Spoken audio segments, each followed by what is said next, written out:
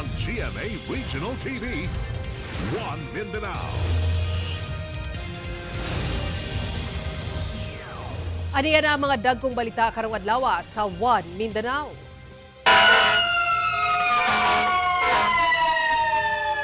Pipila ka kabalayan, gilamoy sa dakong sunog nga miulbo sa Agdao proper Davao City karong hapon lang. Gani, mga apektadong residente mitabang na sa kabomberuhan sa pag-apula sa sunog.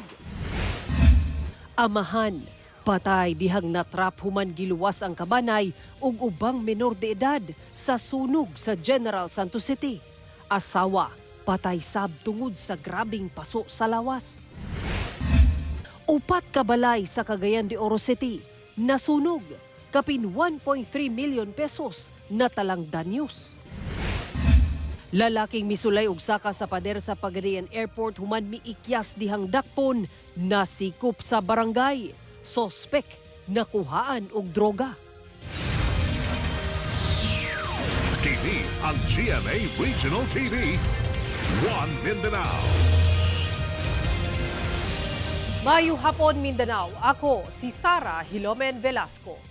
Nakasinati og street flooding ang pipila ka kadalanan sa Cotabato City ug Davao City gumikan sa kusog nga ulan niadtong weekend. Ang detalye sa report ni Efren Mamak.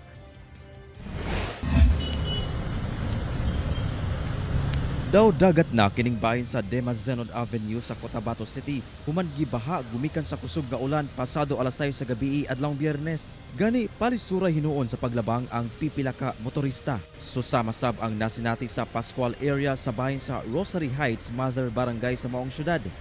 Gipugos sab og labang sa pipila ka motorista ang baha sa kalsada sa Sinsuat Avenue. Doon na say mga sakyanan ang napalungan og makina gumikan sa taas nga level sa maong baha. Gilunupan sab kining kalsada sa Barangay Rosary Heights 6 sa Cotabato City. Butang nga nakaapekto sa mga abling negosyo sama sa mga tindahan. Matud sa ubang residente, miubas lang ang baha paglabay sa pipila ka oras.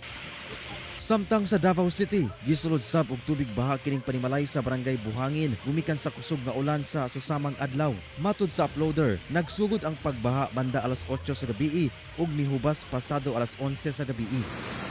Nakasinati sab og street flooding sa Barangay Matina kung asa daw sapa na ang lugar. Hinay-hinay sab ang paglihok ni ini mga sakyanan sa Torres Street gumikan sa taas nga tubig baha. Nagmugna sab og dakong balod matag moagi ang mga sakyanan sa Bahada Street gumikan sa daw dagat nga taas sa tubig. La! Kining emergency vehicle mipugos gihapon og labang bisan sa taas nga tubig baha sa Buhangin sa Davao City. Samtang kining motorsiklo wala na milahos pa dihang namatikdan ang kataas na sa tubig baha sa lugar. Daw dagat na sab ang dalan sa Bahada Davao City kung asa kining gisakyang jeep sa uploader gituklod na sa pipila ka kabataan aron makadual tungod sa taas nga tubig baha. Padayon ang assessment sa CDRRMO sa mga gibahang lugar sa syudad. Matud sa Pag-asa, habagat ang naghatod sa mga pag-ulan sa Davao City niadtong adlaw. Kauban si Gary Balantay ug Bong Vicencio, Efren Mamak, One Mindanao. Atong sayron ang dugang pang mga balita sa Mindanao. Makabanato si Cyril Chavez live sa Cagayan de Oro City. Cyril. Salamat, Sarah. Daycare center sa Barangay Ipunan sa Cagayan de Oro City gisulod og kawatan. Pakyas ang kawatan tungod walay kwarta o kabtangan ang nakawat sa mong center. Apan mga pagkaon nga para unta sa mga bata giluto o gikaon sa suspek. Aniya ang akong report. Nangabungkag nga mga kwarto, mga gamit nga wala nagkadimao, mga notebook ug papel nga gisuwat-suwatan o gidrawing-drawingan. Pipila lamang kini sa mga naabtan sa daycare center workers sa sentro sa Barangay Ipunan, Cagayan de Oro City. Buntag adlawng Biyernes, gani ang usa sa mga lamesa sa mong daycare center gidrawingan pa ug malaw ay nga imahe. Warsak gid siya, sir. Warsak gid, grabe. Oh, nang mga kwan dia din, napay manggipang sulatan, mga papel, nagipang butang dia sa papel, yung mga bad kay nga gipang sulat agi kuan drawing napay dia sa kuan. Yan kani mga diri nagipang bungkag. Diyang gisuta, kita ang dalan nga posibleng giagian sa gituho ang kawatan. Giguba niini ang kahoy nga pultahan sa likod nga bahin. Dayon diretso guba sa screen door ug gibuslutan sab niini ang laing kahoy nga pultahan sa likod nga bahin sa mong center. Kita sab ang mga bukog sa manok nga daw giprito pa sa suspek ug gikaon gikan sa refrigerator sa mong center. Napod may nakita nga gisulod anang black nga cellophane. Gibutangan og kuan kanang gigamit emot yun sa to nila gisulod nila kay basid latte atong dalhon. Kining bola nga kanang kuan sa tennis bitaw. No, nadya kanang mapunitan nilang serve akong manilig. So wala man gikuha. Gibutang sa cellophane, naay glue, naay bond paper, then alcohol. Duda nila nga posibleng kadlawon misulod ang mong kawatan sa center o wala pa mihayag yang misibat. Problema karon ang pagpaayos sa mga giguba sa suspect ug ang nahurot nga pagkaon sa center nga para unta sa mga bata nga ilang ginaamuma. Napami sa pag-imbestigar kung unsay sakto ug mag-una sad mi unsay maing intervention buhaton nato from the barangay office para masulbad ka na ug di na mausab ka ng mga panghitabo. Nakaabot na sab sa kapulisan ang maong panghitabo. Kauban si Jaybert Pairat, Cyril Chavez. 1 Mindanao. Good news, alang sa ubang motorista kay halos piso kada litro na sab ang ikunhod sa presyo sa diesel ug kerosene. Apan, musaka ang presyo sa gasolina sugod ugma, Agosto 19. Human ang pag-ubos sa miaging semana, musaka og 60 centavos kada litro ang presyo sa gasolina. Hinuon sa ikalawang sagunsong semana, muubos ang presyo sa diesel ngadto sa 80 centavos kada litro, samtang ang kerosene mukunhod sab og 20 centavos matag litro. Sumala sa Department of Energy ang managlahing pagdihok sa presyo sa mga produktong petrolyo tungod sa pagdaghan sa supply, paghinay sa global demand ug hinahinay nga pag-ayo sa trade tensions tali US ug China.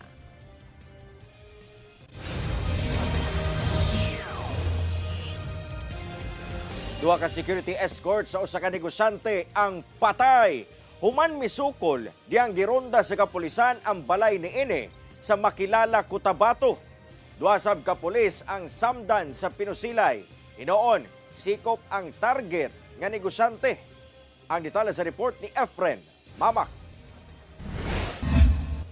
Klase-klaseng armas, granada ug mga bala ang narecover sa kapulisan atol sa gipaygayong search warrant niini sa panimalay sa usa ka suspect sa barangay Bulacanon, Makilala, Cotabato kadlawon adlang Huwebes. Sikop dinhi ang usa ka iladong negosyante nga si alias Ram nga dunay search warrant sa kalapasan sa RA 10591 kon Comprehensive Firearms and Ammunition Regulation Act. Apan atol sa operasyon, napatay ang duha ka security escort sa mong suspect diyang misukol sa kapulisan. Ang maong mga napatay gituho ang miyembro sa Philippine Army. May na-recover na ID na sila ay miyembro ng Armed Forces of the Philippines. Ngunit sa ngayon, subject for verification pa rin po ito. Kung ito ba ay legitimate na ID o legit na miyembro sila ng ating kasundaluhan. Apan sa Pinusilay, duha sab ka mga pulis ang samdan sa 1203rd Maneuvering Company sa Regional Mobile Force Battalion 12. Ana kini sa maayong kahimtang. Na-recover sab sa kapulisan ang klase-klaseng kalibre sa armas o mga bala sulod sa balay sa suspect.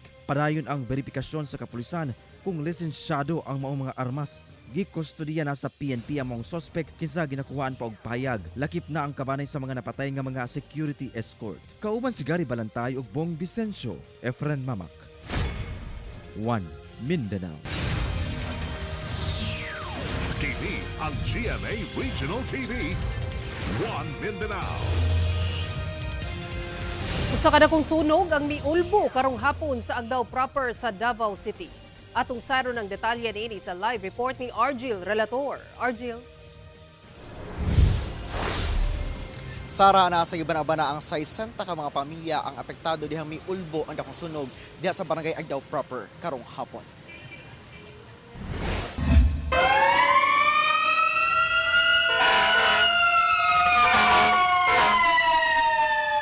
Nabulabog ang mga residente sa barangay Agdao proper, Davao City alas 2 karong hapon dihang miulbo ang dakong sunog. Ihay og alsa ang mga residente sa ilang mga mapuslan pa nga mga gamit. Nanggawas na sila paingon sa highway. Gilayong gipasilita og tubig sa mga miresponding fire truck sa bombero ang kalayo. Gisaka na ang atop sa ubang mga balay sa mga bombero.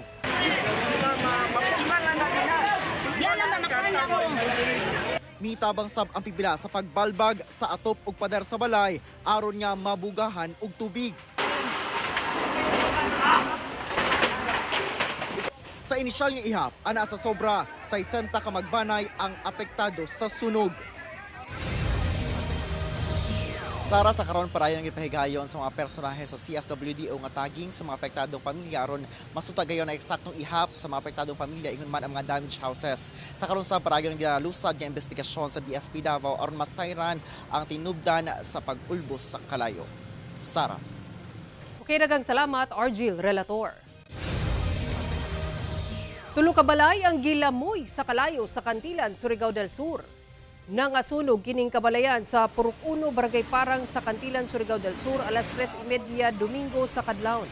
Sumala sa BFP Parang Substation, tulo ka balay ang naabo sa sunog. Tulo ka magbanay ang apektado nga dunay 12 ka individual.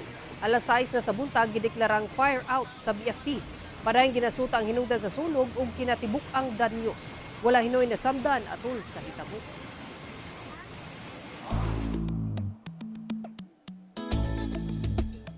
Ipasigarbo sa usa ka bumbero sa General Santos City ang iyang gihimong integrated farming. Pinaagi sa pagbuhi og mga pabo alang sa iyang negosyong lechon. Samtang pinaagi sab sa mong mga pabo, dakong tabang sab sa pagpalambo sa iyang mulberry farming. Ato kining sayron sa report ni Efren Mama.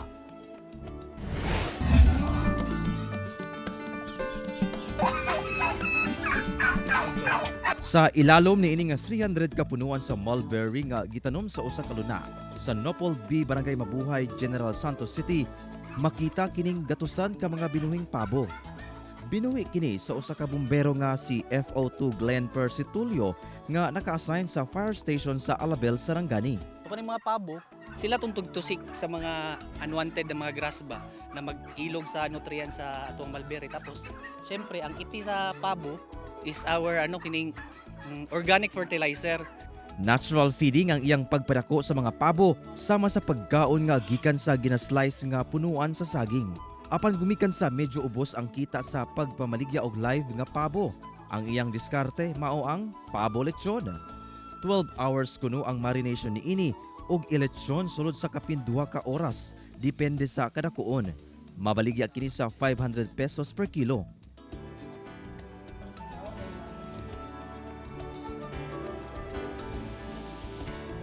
Humok. Mura lang siyang manok. Gumikan hina sab ang kita kung magsalig sa mulberry picking, nakahunaw na siya nga maggama og produkto gikan niini sama sa homemade mulberry iced tea. Gikan kini sa preskong dahon sa mulberry nga ginapauga gamit ang food dehydrator sulod sa 3 ka oras. Dunasay mulberry super juice drink gikan sa extract sa hinog nga bunga sa mulberry nga makuha pinaagi sa pressure cooking. Kining dark manggod mao na siya yung sweet. Kani manggod mga dili pa kayo matured, no, kaning red, medyo maasim pa siya. Rich in vitamin C po siya. Kani mag siya sweet na siya, pero diri pod sa kaning sweet na po siya, diri po nato giproduce ang katong mga juice. Mga kapuso, atong tilawan ang pipila ka mga produkto nga made of mulberry. Sama aning mulberry iced tea. Very refreshing ug sama lang siya sa mga iced tea nga atong matilawan sa market. And mas lami siya ug ma-feel mo ang aroma sa mulberry. Laing produkto sab ang ginatawag na mulberry super juice. Tamis siya ug naibaw-an nato nga mas healthy siya, especially katong mga into healthy lifestyle. Proud sab ang asawa ni FO2 Glenn sa konseptong farm to table niini sa pagpa-farming. Siyempre proud ako sa husband ko, naka-invento siya ng ganyang klase ng produkto. Masarap talaga siya, then good siya sa lifestyle ng mga tao. Ang maong integrated farming nga dunay added value, gina-encourage sab sa ubang mga mag-uuma sa syudad, sumala sa Office of the City Agriculturist sa Gensan. Kaya kung magsalig lang kita og kaning raw nga produkto, so lesser ang value. So kung mag-value adding ta, mas mataas ang kalidad o mataas pod ang value. So mataas mo ang atong income. Kauban si Gary Balantay ug Bong Vicencio, Efren Mamak. 1 Mindanao.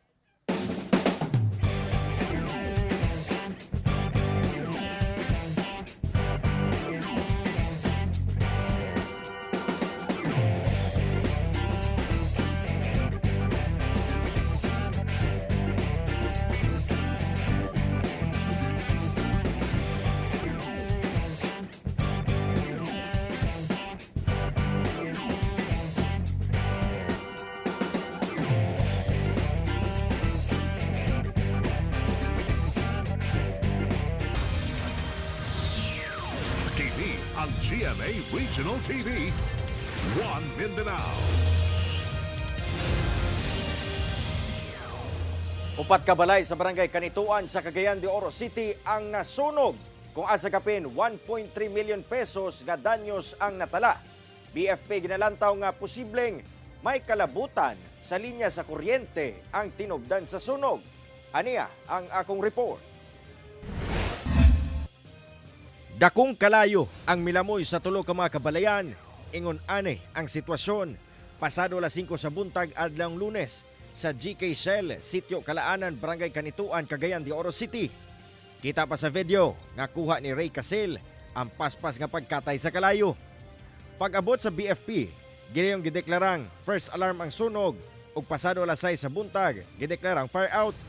Tulo ka balay ang totally damaged samtang usa ang partially damaged. Sa ilang tala, miabot nga to si kapin 1.3 million pesos ang danyo sa hitabo. Og swerteng walay naangol o namatay sa insidente. So ang challenge sa area no, ang okay man ang dalan pasabol man siya but naalay mga under construction pa nga mga dalan pa nga magian namo karon so fire truck.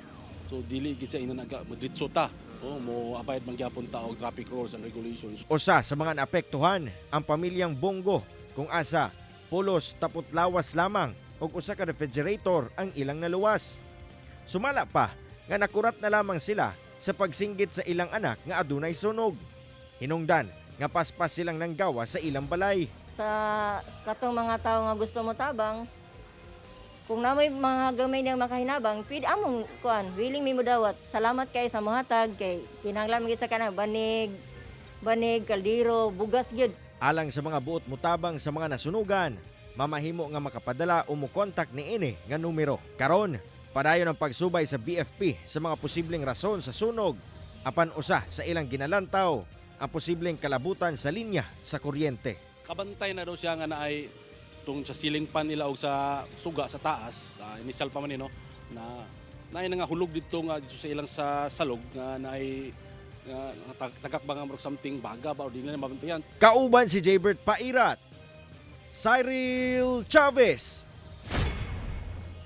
1 Mindanao. Patay ang 50 anyos nga amahan dihang natrap human gi-rescue ang asawa ug anak ug ubang menor de edad gikan sa nasunog nga gambalay sa General Santos City. Asawa niini nga naluwas, patay sab gumikan sa grabing paso sa lawas. Ang detalye sa report ni Efren Mamak. Sa aerial video, makita kining dakong kalayo nga milamoy ni ining usa ka building sa Kagampang Street, Barangay Dadyanga South, atubangan sa usa ka public market sa General Santos City pasado alas 6 Sabado sa buntag. Gilayon kining girespondihan sa BFP Gensan. Gani pinaspasay ang ilang pagpakgang sa dakong kalayo nga milamoy sa moong building. Nadeklarang fire out human ang halos usa ka oras. Atol sa sunog, naug daw ang karinderya ug ubang stall sa mga prutas ug lamas sa moong building. Lakip sab sa naapektuhan ang 7 ka cart nga dunay mga baligyang lamas nga anaa sa gawas sa nasunog nga building. Apan sa moong sunog, patay ang 50 anyos nga si Saib Sapal diyang natrap human giluwas ang iyang 50 anyos nga asawa, 3 anyos nga anak nga babayi ug laing 3 ka mga menor de edad nga mga bata nga anak sa laing namuyo sa moong building. Pag-breakout sa fire, i-alarman niya siguro ang mga family members. Giunan niya salba ang iyang tagbalay. Then siguro na pa siya gipangita hangtod sa na-trap siya dito banda sa may tunga sa ilang karinderya. Gidala sa ospital ang asawa ni ini tungod sa nahiagumang grabing mga paso. Apan adlawng Domingo, namatay sab kini tungod sa 3rd-degree burn sa lawas. Sumala sa barangay, nagandam na unta og lutuonon ang amahan alang sa ilang karinderya. Apan diyang naggisa na kini og lamas sa kalan. Gidakop kuno og kalayo ang mantika niini ug didto na nagsugod ang sunog. Nagbutang na siya sa iyang mga lamas, so siguro kusog ang kalayo sa iyang nilutuan. Gidakop no kay nagtalsik siguro ang mga oil nga dito sa iyang gikuan, gidakop sa kalayo. So since ang ilang ceiling is murag ani nakataas, possibly abot ang ceiling kay tungod ang unod sa ilang kanindirya mga light materials. Mga kapuso, mo kini ang itsura sa building nga naabog gayud gumikan sa dakong sunog. Ug ang maong panghitabo gikasubo sa mga kaila sa maong mga biktima. Pero pag ito na ako ana, karon mura sa kitak sa duga na wala na kaysa lagi iglap pag nawala sila ba. Duga na siya kaila. Gitagad na sa kabanay ang patayng lawas sa magtiayon. Ginasulayan pang makuhaan og pahayag ang kabanay. Samtang gikustodiya na sa kabanay ang 3 anyos nga anak sa magtiayon. Gumikan sa hitabo, giilasab sa barangay ang kabayanihan sa namatay nga bana. Gideclare po namo si Mr. Sapal as a hero, no? Kay tungod sa iyang gihimong pagsalba sa iyang mga kabataan nga nahapit na pud na trap dito sa sunog. Misaad sab ang barangay LGU nga mag-apod-apod og ginabang ngadto sa tulo ka magbanay nga apektado sa sunog. Padayon ang investigasyon sa kabomberuhan sa hinungdan sa sunog. Kauban si Gary Balantayog, Bong Vicencio, Efren Mamak. 1 Mindanao. St. John the Baptist Church sa Jimenez, Misamis Occidental, hingpit nga gibuksan pagbalik sa publiko ug nagpahigay na sa misa. Human ang usa ka semana nga pagsirado na ini resulta sa giingong pagpangluwa sa usa ka vlogger o sa butanganan og holy water sa maong simbahan. Ane report. Adlawng Domingo sa pagpanguna ni Archbishop Most Reverend Martin Humuad uban ang mga kaparian sa Archbishop ug Misamis, hingpit ng giablihan pagbalik sa publiko ang St. John the Baptist Parish sa lungsod sa Jimenez, Misamis Occidental. Una giablihan ang simbahan o sa ka-reopening o reconsecration rites ang gihimo sa mga kaparian aron pwede na kini misahan pagbalik. Human ang rites, gilayon sab nagpahigayon og Holy Mass ang simbahan nga gitambungan sa mga nagkadayan deboto sa kasikbit nga lugar. Kinamduman nga gisirad-an sa publiko og walay misa nga gihimo sa mong simbahan sulod sa usa ka semana human nga giingong giluwaan sa usa ka babaeng vlogger ang Holy Water Font sa mong simbahan. Hinoon human mi viral ang mong istorya, gilayon sab gipanghimakak sa mong vlogger nga iyang giluwaan ang Holy Water Font. Apan bisan pa niini, mihimo gyapon og lakang ang simbahan aron mamintinar ang kasagrado sa St. John the Baptist Parish nga usa sa mga pinakakaraang simbahan sa Mindanao. Cyril Chavez, 1 Mindanao. Kapuso, may ligod ba ka nga mag-video sa imong mga experience sa imong mga pagsuroy sa Mindanao? O gusto ba ka nga ma-feature ka na sa TV o sa among social media pages? Well, this is your chance kay sa gilusad sa One Mindanao nga segment. Kamo ug ang inyong istorya ang bida ug kamo sab ang mag-report. Kini ang My Mindanao. Mamahimo ninyong inarate ang inyong experience aron ang ato mga kapuso sab daw maka-experience sa inyong mga latest discovery sa food, travel ug ubang trivia kalabot sa atong nindot nga isla sa Mindanao. Busa kapuso, share with us your videos nga nasa 1 minute ang length along with your narration. Pwede Bisaya, Tagalog ug English. Ug sa last part sa video, ipaila-ila ang imong kaugalingon pinaagi niini nga format. Ako si imong pangalan and this is My Mindanao. Dungan natong i-discover ang atong pinalanggang Mindanao, mga kapuso. Ug mao kato mga ulhing balita sa Mindanao karong adlaw. Mamahimo ninyo kini makita pag-usab pinaagi sa pagbisita sa official website sa GMA Regional TV o bisita ang among official YouTube channel ug i-click ang subscribe button para sa pinakaulahing balita. Daghang salamat sa atong mga kapuso sa Mindanao nga nagalantaw kanamog sa atong mga kapuso abroad. Padayon lang sa pagtutok sa mga lokal nga balita matag adlaw tungod sa GMA Regional TV, Local News Matters. Kami ang GMA Regional TV 1 Mindanao, tibok pwersa para sa mas na komisyon ug mas salapad nga pagserbisyo sa nasud.